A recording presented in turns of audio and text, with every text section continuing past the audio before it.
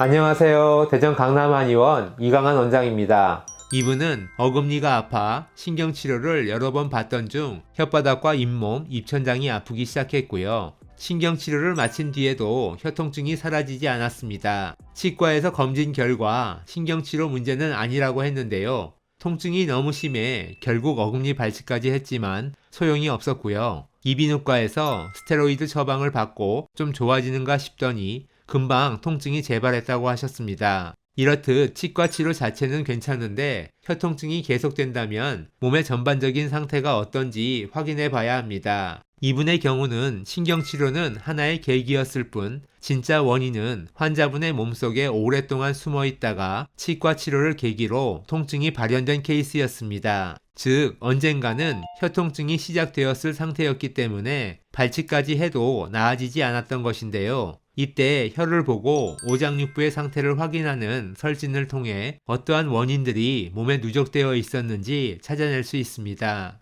이 사진을 보면 심장 영역인 혀끝이 빨간데요. 이는 과로와 스트레스로 인해 심장에 열이 생겼다는 표시입니다. 그리고 혀 가장자리가 피자 가장자리처럼 부어있는 것은 간에 화가 생겨 기울이 된 것을 의미하는 것으로 기울로 인한 순환장애 때문에 발생하는 모습입니다. 그리고 혀 전체의 백태가 두꺼운 것은 몸의 기혈순환이 잘 되지 않는 기체증을 의미하는 것으로 비위 기능에 문제가 발생해 전신 기혈의 상하 순환을 방해할 때 볼 수 있는 모습입니다. 그리고 혀 앞부분이 함몰된 것은 심장열이 생긴 지 오래되었다는 뜻인데요. 이 정도로 심장열이 많이 쌓인 경우 갑자기 가슴이 빠르게 두근거리거나 답답해지고 조그만 일에도 쉽게 불안을 느끼거나 초조해지고 잠을 잘 못 자고 자더라도 깊은 수면을 취하기 어려워집니다. 특히 이분은 내원하기 전 기저질환을 많이 가지고 계셨습니다. 혈압약, 디스크로 인한 진통제, 뇌혈액순환제 등